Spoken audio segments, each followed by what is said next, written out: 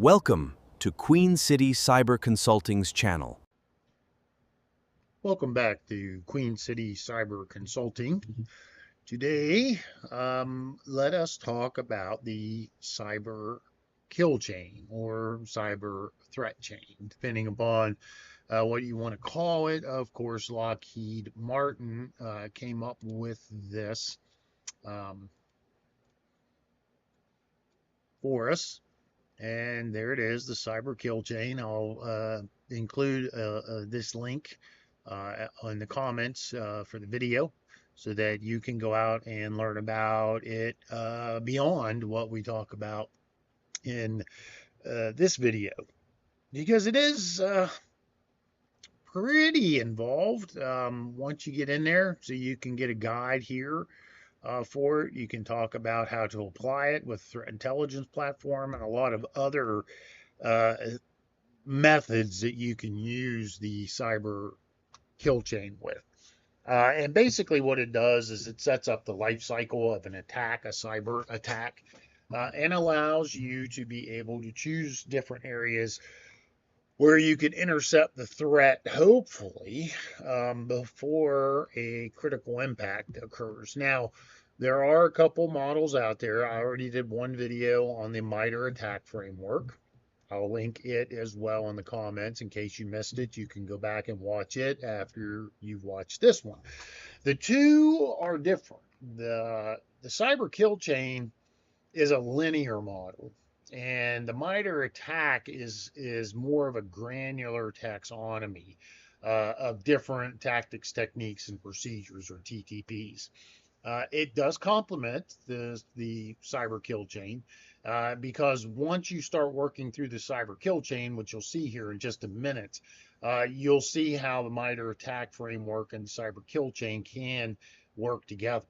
Now, the cyber kill chain, it focuses more on the perimeter defense and early stage disruption, which we'll talk about here later in this video, and also gives you a pretty good look at uh, a sequence for breaking the intrusion life cycle. And intrusions do indeed have a life cycle. It's not just the news blurbs like here this week. The news has been all gaga over the threat to the water systems within the United States. And what you see there uh, is just one stage of the cyber kill chain.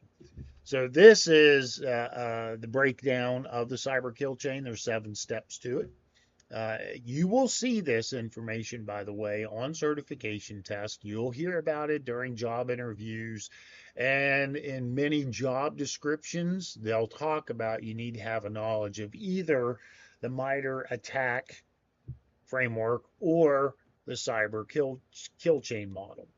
But the 7 steps here. First is reconnaissance. That's where the attacker is gathering intelligence on what they're going to attack. They're looking for vulnerabilities. They're doing open source intelligence. This area is difficult for defenders to spot because hopefully, if you're doing it right, you're not actually touching your victim's network at this point in time, although it does occur, and you'll see that here in another slide.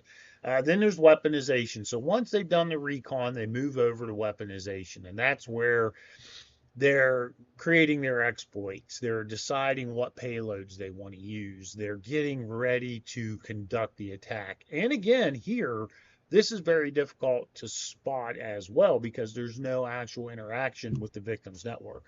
Then there's delivery, and this is where you will see your evidence beginning to accumulate. This is where they send the weaponized payload out to their target, their victim. It could be a phishing attack, it could be watering hole attacks, it could be a physical USB attack, although you don't see a whole lot of that these days, but it's possible. I mean, in the past, pen testers were known to even craft professional looking CDs and send them in to, say, a credit union with the claim that this came from a regulatory body. And then when that CD was inserted into the computer, it contained malware. And that actually did cause some issues back in the day. That's a story maybe for another video. Exploitation is where the malicious code is activated and the attack is underway. And then they have installation, number 5, which is establishing their foothold, installing their backdoors, their web shells, escalating privileges so that they can further explore the network. Then they set up their command and control, their C2. I have a short up on that one in case you're wondering. And then finally, actions. And that's where they move to data exfil or encryption for ransomware. Or if they're just blatantly malicious, they'll just destroy the information so that it can't be recovered and cause disruption that way.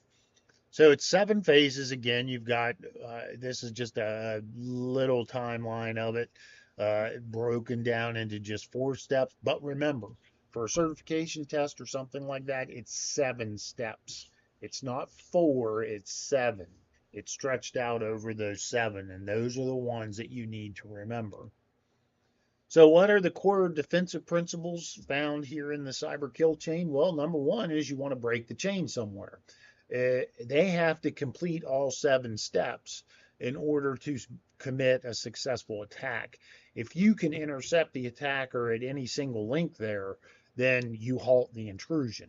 You may not halt damage, you may not halt financial fallout, but you will break the attacker's chain.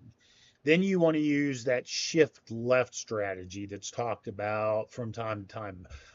Shift left is really talked about a lot in some other formats, uh, especially when it comes to DevSecOps, which is beyond the scope of this video. But what you're basically doing is you're going back to that cyber kill chain here, and then you're shifting left. So you're trying to jump backwards to intercept them at the earliest possible point in the attack. And then you have defense in depth. And defense in depth is a well-known principle in cyber security. That's where you're layering overlapping security controls across those stages, those 7 stages, and hopefully setting up resilience in your defenses. So even if your initial perimeter controls fail, you've got backup controls there, that defense in depth. And that's actually probably a topic for an entirely different video, but it's a principle you need to know and understand. So let's do a little mapping here. Let's take a look at the control matrix. So your kill chain phase, for example, reconnaissance, how would you detect that? Well, you would be reviewing your weblog analytics, looking for suspicious IPs or known malicious IPs or domains that may be attempting to connect. And once you identify those, of course, you want to create a firewall block for them. And again, then you're going to limit any ability they have to scrape data. For delivery, you've got detection. Now, these are just examples. There are other methods here. These are just examples for you. Setting up a secure email gateway, and then any attachments that are flagged as malicious get quarantined so that they don't make it to the end user. And again, you can set up inline sandboxing to either examine those quarantine files or prevent them from ever entering the network in the first place. For exploitation, you've got EDR, memory monitoring, which of course, hopefully you're doing patching. And if you have it set up correctly, you're doing it automatically. And then you have DEP or ASLR shields. DEP is data execution prevention, and ASLR is address space layout randomization. We're not going to delve deep into those. If you need to, before any other videos come out, go look them up. It's a good way to disrupt the attack. And then finally, your command and control or your C2. Of course, you'd be checking your DNS logs, looking for any outgoing connections. And then, of course, do your egress blocking and also DNS sinkholing. So those are all just examples of ways that you can use the cyber kill chain to begin developing that defense in depth, that protective program that each and every network should have. Now, this shift left defense strategy has a financial payout. Early detection saves money, of course. The earlier you can catch the nefarious activity, the more money you're going to save. It also reduces the blast radius. So if you stop them before they get to where they actually commit their exploitation, you definitely save yourself a lot of time, a lot of effort, and a lot of recovery money. One of the best ways to do it is by proactive SOC monitoring, Security Operations Center, where you have analysts continuously monitoring the network and investigating alerts as they come in. And then you have automated containment, and that's where your SOAR has its playbooks integrated into it, and you can instantly begin isolating endpoints as malicious activity is discovered in the network. Um, all of those are basic principles, but things that need to be done. Now, this varies anywhere from 60 to around 90 some percent. So, say medium 85% cost reduction, it's up to. But if you can stop them before they can commit their actions on objectives, which would be ransomware or data exfil, you're going to save a lot of money and a lot of time. That's why it's important to integrate something like the cyber kill chain along with the MITRE attack framework to review your security posture and use it in actively monitoring for incoming attacks. That way you save money. And of course, in the business world, it's all about that dollar sign.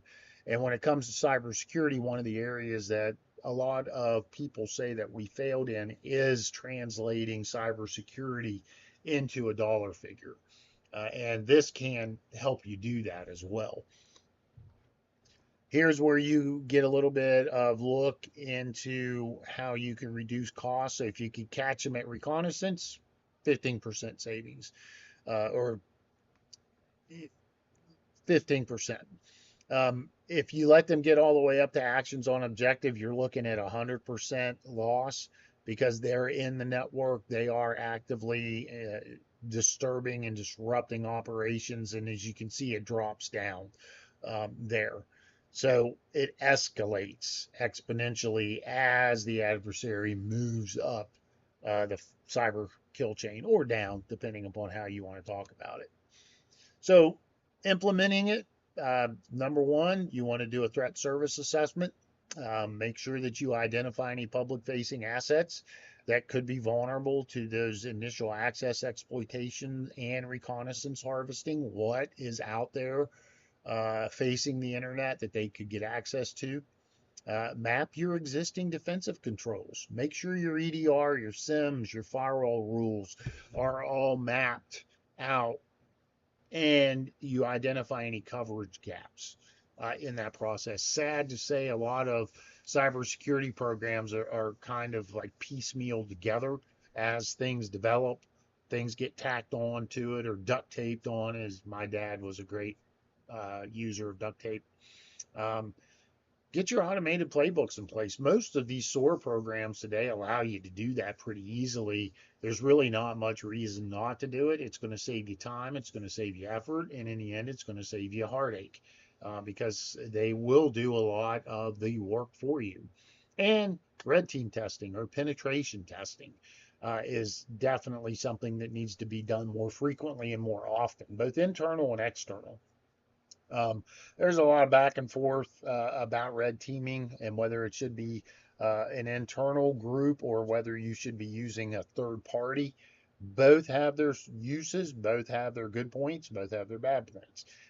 That's probably a topic for another video too, especially if you don't know what red teaming or pen testing is. That's coming. There's a lot of topics to talk about here, and this is just really the introductory phase. We're at the end. This is your brief introduction to the cybersecurity kill chain and how it works in the defense environment. If you have any questions, feel free to ask them in the comments. Reach out. let me know if you have them. That way we can talk about them. But definitely leave comment on the video so that we can create some discussion and move forward. Thank you for watching. We'll talk soon. Go forth and conquer. Thank you for watching. Please like, share, and subscribe.